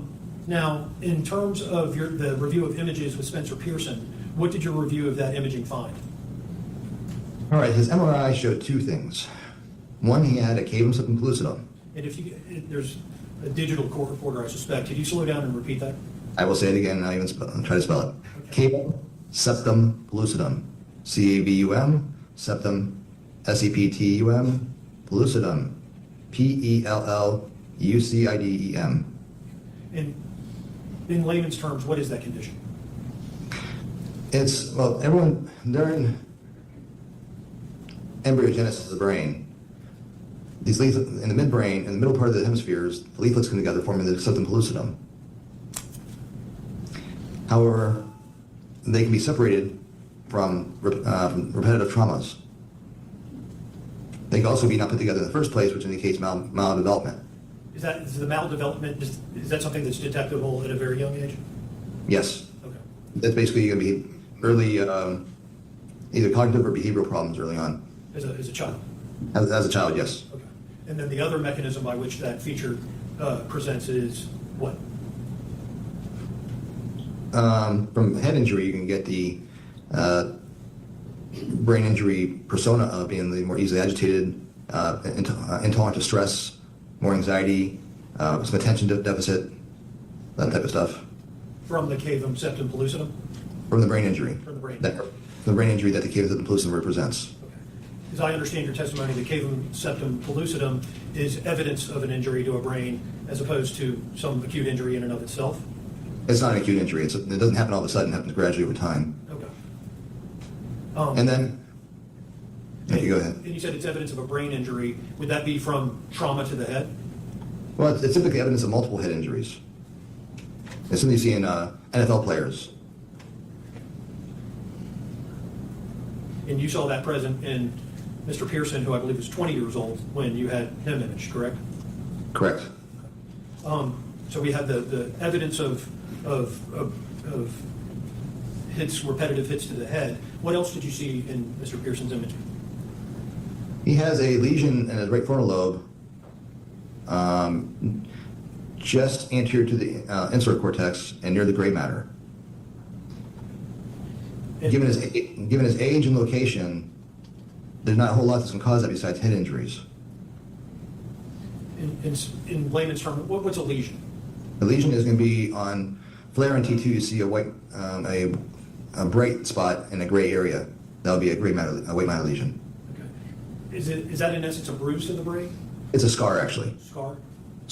It's gliosis. And the location of that injury in Mr. Pearson's imaging, I think you said was in the right frontal lobe on the outside? Yes, it's towards periphery near the cortex. Okay. And what is the significance of the location of that scar? Well, it's a scar in the frontal lobe, which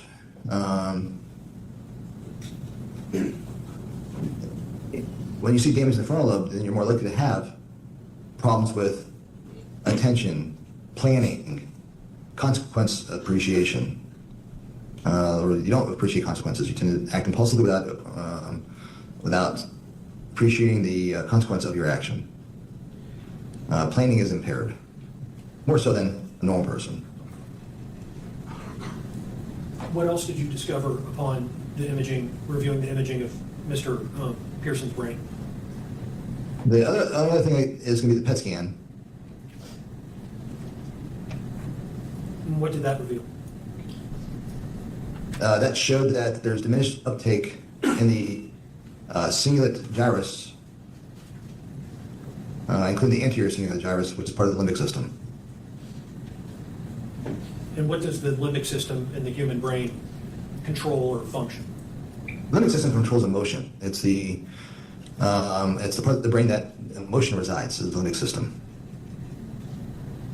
And an injury to the limbic system, how does that manifest itself in an individual? Typically someone who cannot, has difficulty regulating their own emotions. They have more difficulty calming themselves down. They're more likely to have anxiety and easy agitation. That's all part of the brain injury persona.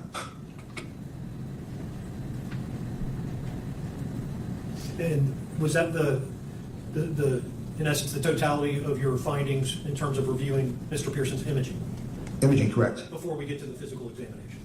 Correct. Okay. Correct me if I'm wrong, but these were, in essence, what you found in terms of abnormalities with Mr. Pearson's brain versus a typical 20-year-old? Yeah, this is not typical. Yes, it's not a part of a normal 20-year-old brain. You want to see everything nice and bright. I mean, 20-year-old brains are usually the best brains to look at because they haven't, unless they've been come back from Iraq or something like that. And to your knowledge, Mr. Pearson never served in the military? I mean, correct. And based upon his history, strike that. Is it your opinion that the abnormalities you viewed on the imaging resulted from trauma to the head? Yes.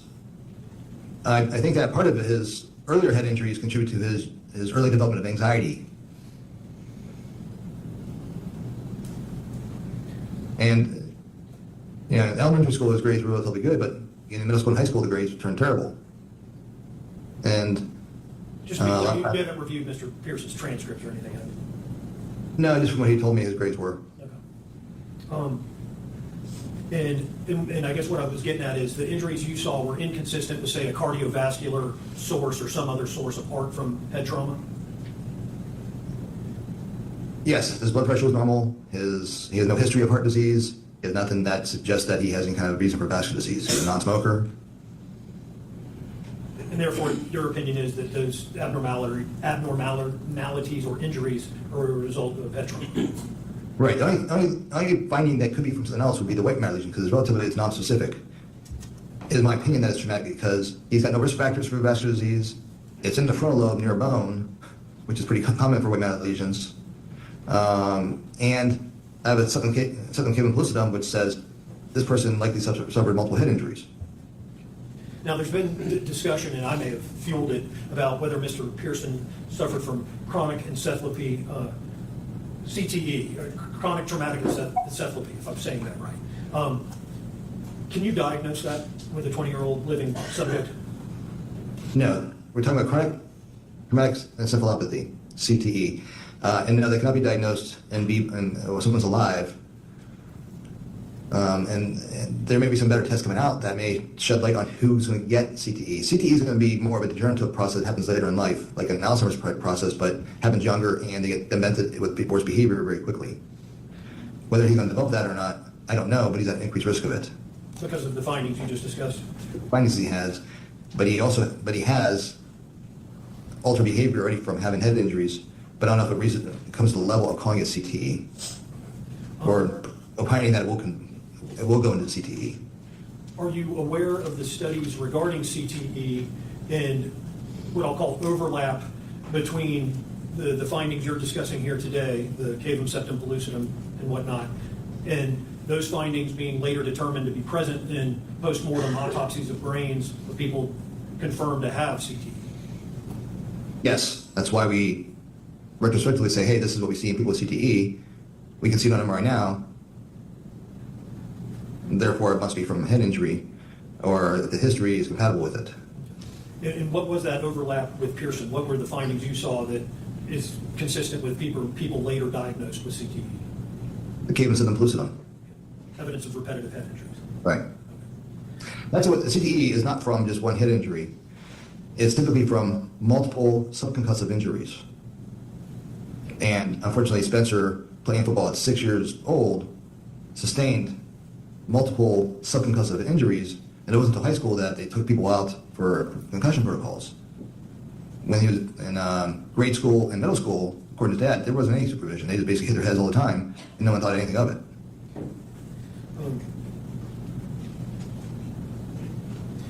Now, you also physically examined Mr. Pearson, did you not? I did. And what did you find in terms of that examination? Let's see, the first thing I did, I took his blood pressure first and tested his pulse. Blood pressure is 120/80, pulse is 96. I did a Montreal cognitive assessment. And to be clear, Mr. Pearson was cognitively intact, was he not? Yeah, he scored 20 out of 30. He's cognitively intact, but unfortunately, MOCA does not assess behavior and emotion. It's more of a different test. What does that mean? That he's cognitively intact, but the instrument doesn't assess behavior and emotion? That he should be able to, well, obviously appreciates everything that happened here, appreciates what he did. He can,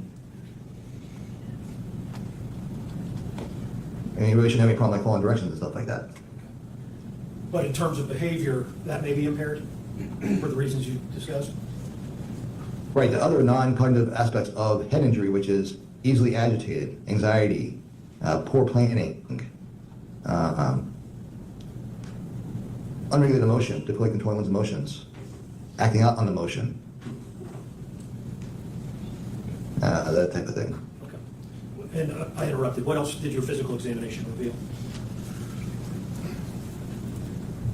Cranial nerves, he had a little bit of, he had nystagmus, his left eye, just his left eye, when looking to the left. What does that tell you as a neurologist? That there's some type of interruption in the midbrain within what's called medial longitudinal fasciculus of the midbrain. It's just something you see in people with head injuries. That nystagmus in the left eye is further evidence of head injuries. Yes, or if it's in both eyes, it could be from a bad ear, semicervical canals being off. You get nystagmus from ears, But because it was just one eye, it couldn't have been ears. It had to be. And in your, beyond a reasonable degree of medical probability, that's a symptom of a head injury. Yes. What else did you find upon examination? I assessed his motor examination. He had full strength throughout, but he had a little bit increased tone on the left. That's when I asked him to distract him with moving his right arm, and then I passively move his left arm, and I checked for resistance. There's some resistance there that he shouldn't have had. And that indicates that you get increased tone when inhibitory inputs from the cerebral cortex coming down are interrupted. Because the brain is inhibitory on tone. If you have no tone, if you have no brain, your muscles would be spastic. Spastic meaning rigid, or the contrary? The anterior horn cell is going to be on. Anterior horn cell is always on. Anterior horn cell is what gives you your motor neuron. There's inputs from the cerebral cortex down to the anterior horn cell that that keep it relaxed, and it kind of works negatively. That's why when you die, rigor mortis kicks in. And so the rigidity, if you will, or the resistance on his left side is evidence of that condition? Of some interruption of inhibitory inputs from the brain to the left arm.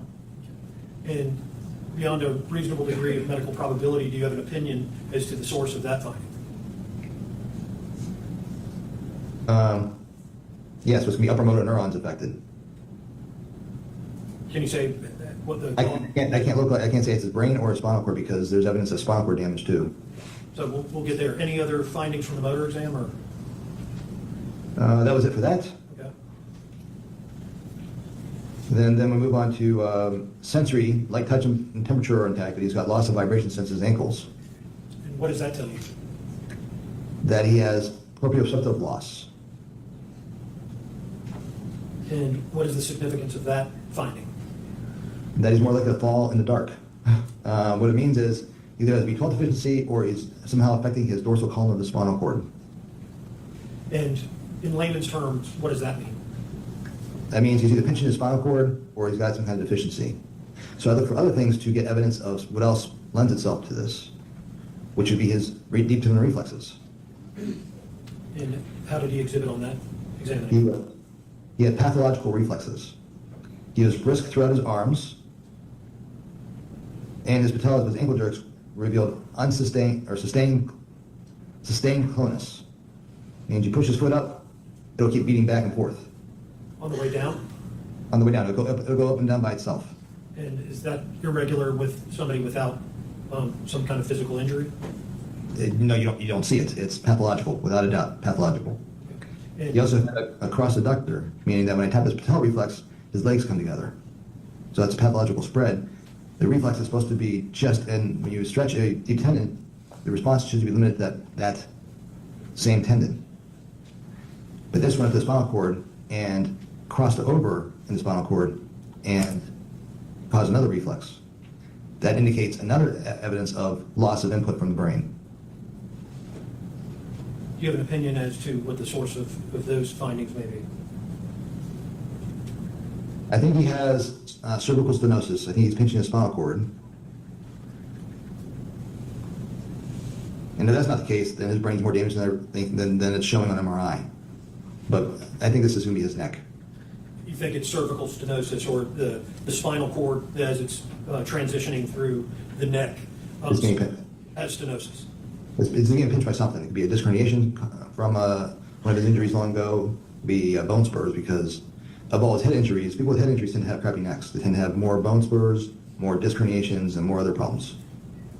And I don't mean to be overly simplistic. Is that because, in essence, the head bone's connected to the neck bone? The head bone's connected to the neck bone, yes, so they're connected. So if there's injuries to the head, that's going to transition therefrom down the neck? Right. For example, in a car accident, if someone gets airbag deployment, EMS will put them in a neck brace on a board. Because if you have a head injury, you're more likely to have a cervical fracture or some problem with your neck, because they're very integral when you get injured. Integral meaning connected. They're connected. They're very much connected. Now, is there a medical procedure or treatment that Mr. Pearson could undergo to repair or try to ameliorate the effects of that cervical stenosis? Well, first we need to have an MRI of the cervical spine to see what level it is and what needs to be done. And if it's not cervical, then look at thoracic. But this looks like it can be cervical.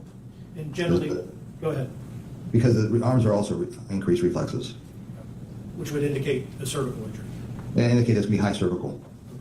Is there a medical procedure that could help repair or at least ameliorate the effects of that? Well, let me back up. Is that something that deteriorates over time, cervical stenosis? It gets worse over time. My opinion with him is he needs an MRI pretty quickly and needs to see a surgeon pretty quickly. So there is Because a he's surgical. working- Yes, surgery to decompress. This would be anterior cervical. This would be anterior cervical discectomy with fusion. Now they're doing arthroplasties or arthrodesis, which is putting the artificial discs in. It all depends on the pathology that's present on the MRI. And unfortunately, when you were retained and the orders were entered, it didn't encompass a cervical spine MRI, did it? No, it wasn't until I examined him that I saw that he had these ridiculous reflexes that warrant further testing. And if he doesn't get treated for that condition, what is the prognosis for Mr. Pearson moving forward? That he would have progressive problems walking and would develop spasticity in his limbs and neuropathic pain through his legs and arms. Eventually, he won't be able to walk anymore if untreated. But surgery could remedy that. Yeah, absolutely.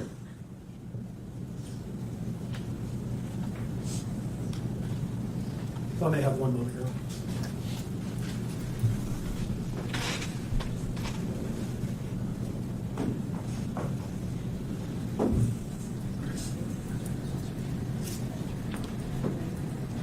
Dr. Rubino, I don't have any further questions. Thank you. I believe the state does.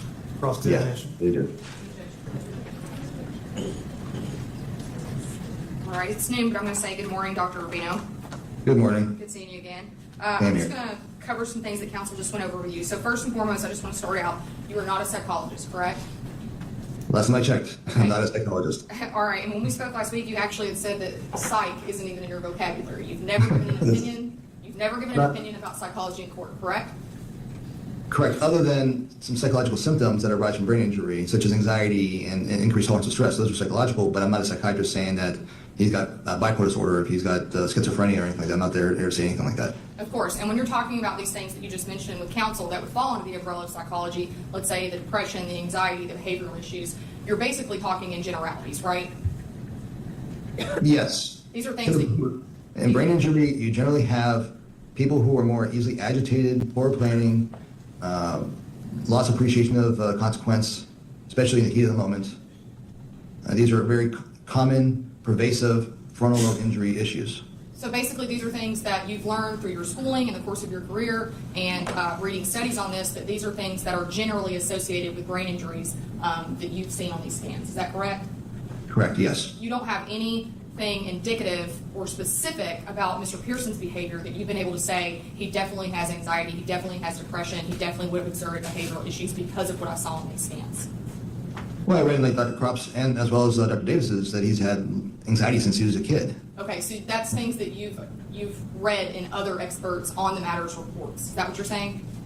Yes. Okay. And as far as psychiatry, I did mention that I'm board certified by American Board of Psychiatry and Neurology, and 30% of my board is psychiatry. I'm just not a psychiatrist, and I don't opine on psychiatry. Okay. And most of what you've testified to about those general things you would maybe expect to see from brain injuries has been through the course of your career. You've been reviewing these type of scans. Is that correct? Yes. Okay. But you also said that you can't specifically correlate that to behavior, right? And I'll clarify. I think let me clarify. I think when we discussed, you had said that in order to actually make the connection specifically to someone's behavior, a psychologist would need to complete an 8-hour psychology test to better have those findings, right? Right. A neuropsychology evaluation is helpful in determining executive function, more so than a MOCA or a psychologist. And that wasn't performed in this case after your review of the scans. You didn't reach out to a neuropsychologist and have them complete that testing for your understanding. Is that right? No, there's not a whole lot of time to do it. Okay. And specifically when you were preparing to render or opine in regards to what you saw on the scans, you didn't review any police reports in this matter? I didn't have any, no, I did not. Okay, you didn't review the video footage of Mr. Spencer's behavior on June 3rd of 2023, correct? I didn't have that either. Okay. You didn't review any of the behavioral assessments or any type of transcripts from school where it may have talked about his general behavior as a child? I did not. Okay, so once again, your findings about the anxiety, the depression, you're saying generally that's what you might expect to see from these type of injuries. Yes, but I know that he's had anxiety and depression for years. Based By on- the psychology reports. Okay. You can't say that the violent behavior specifically on June 3rd of 2023 is from anything that you saw on those scans. All I can say is more likely to happen because he has brain injury and more impulsive and more easily to do things without regard to consequence and do things arising out of emotion. Okay. I want to talk to you a little bit about your time with Mr. Pearson. You became involved in this case roughly a month and a half ago, is that correct? That's correct. You were hired by the defense counsel in this team, or in this case, correct? Yes. And those 82 times that you've been able to opine an opinion regarding what you found on brain scans correlated to behavior, you've testified on behalf of the defense, correct? Yes, I've never been retained by the state. Okay. And I think when we spoke, you mostly said that you kind of worked in death penalty mitigation cases for defense teams. Is that correct? Yes, that's mostly the head injury aspect of things, yes. Okay. Now, when you actually got to meet with Mr. Pearson, you only met with Mr. Pearson one time, correct? Yes, I did a full neurological examination one time. Okay, and I think you started out by talking about the Montreal Cognitive Assessment, correct? The exam part, yes, the exam part started with the MOCA, yes. All right, and you told me that you gauged cognition, visual spaces, naming, memory, ability to pay attention, distraction, and recall in that test, correct? That's part of MOCA, yes. Those are all within normal limits. And you said that Mr. Pearson had a score of 28 out of 30 total, and you would consider that a normal score on that test, correct? That is correct. And you said next you moved to the neurological examination, or MOCA, where you said that his mental status was normal, correct? Well, MOCA is mental status, and they're both normal. It's the same thing. Okay, I think you even went further to say that he was alert, he could recall words, his concentration appeared to be normal, his attention, his language, and you scored him a total of 20 out of 30 after completing that test, which you also opined was a normal score, correct? Jim? We're talking about the same thing. Question. Rephrase your question. Did you find that Mr. Pearson's performance on that test was also normal? It's the same thing, so there's no also. He had a normal MOCA score, period. Okay. I'm going to move on. Next, when we discussed it, you said that you created a cranial, or you did a cranial nerve assessment? Yes. Okay. And during that, you said that he had a little bit of jerking from his left eye, but you also felt that there was really no scale, but findings were normal. Is that correct? Really no scale no, the nystagmus of one eye is abnormal. Okay. His eyes were abnormal. The rest of his cranial nerves were normal, but his ocular movements were abnormal with that nystagmus in his left eye, on left gaze. Okay. And then with his motor examination you completed next, you said he exhibited no focal weaknesses, and you also found his findings to be normal. Is that correct? His strength was normal. His tone was increased on his left side, which is abnormal. Okay.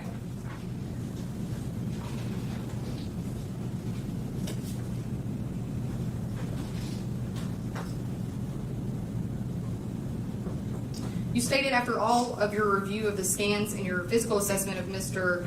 Pearson that you would not consider Mr. Pearson's scans to be as severe as most that you have seen over the course of your career. Is that correct?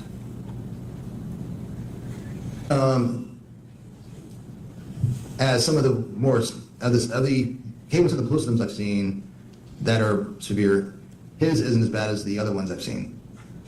And you might expect to see at limited but somewhat the same as a 20-year-old who had played football over the course of a decade of his career. Is that correct? It seems compatible with someone who's had lots of subconcussive injuries over 12 years or 10 years. You consider his overall performance on testing that you performed average as compared to most of his peer group. Would that be an correct assessment? Are we talking about the MOCA again? Yes. That would be average. It's just meaning he's cognitively intact. For someone his age of normal faculties, right? Everybody should be a normal MOCA at 20. Okay. And earlier on direct examination, you made a statement. I want to ask you about that. You said that when you did the cognitive assessment, it appeared that he was able to appreciate what he did. He was able to appreciate his actions, correct? After the fact, he was able to realize that he did something very bad or very wrong and feels bad about it. And just once again, to be clear, you said on direct examination there could potentially be a correlation between his head injury and the anxiety he suffered when he was younger. But you would agree with me that you didn't see anything that would indicate that there was causation. For instance, you can't say if he didn't have the brain injuries, if he still would have suffered anxiety. No, I just know that he had early head injuries, and there's no way on the psych history in his family where the anxiety come from. Okay, in the psych history with his family, you're meaning when you spoke with his father, what his father had told you. Right. Not people in his family aren't necessarily depressed and anxious all the time. Not like he is. What separates him out? Why does he have all this anxiety as a kid? All right, one moment, Judge. That's all I have for you, Doctor. Thank you. Can you redirect? Briefly. And this is just a curiosity question. Is the cavum septum pellucidum something that would get progressively worse over time, or does that get progressively worse with the continuation of repetitive head injuries? It gets worse with continuation of repetitive head injuries. If he were to go on to play college and college football and NFL football, he would be pretty much guaranteed having CTE when he's 45. But it's the repetitive injury that creates that separation between the hemispheres, as I understand that phenomenon. Right. It's repetitive subconcussive head injuries is the risk factor that we're seeing in football players. But in order for the separation to get larger, there needs to be the continued impacts to the head. Right. He's not going to be doing that, not playing football anymore, so it's expected to get worse. Now, whatever the long-term effect of his prior 12 years is, remains to be seen and likely won't be discovered until a brain autopsy Right. And then he's also going to get older and get a little more mature. because of the adolescent brain thing that we started Right. with. Nothing further. Thank you. Will this witness be excused? Yes. Doctor, you may log off. Thank you. Thank you, Dr. Thank you. Okay. You may. I was gonna request that.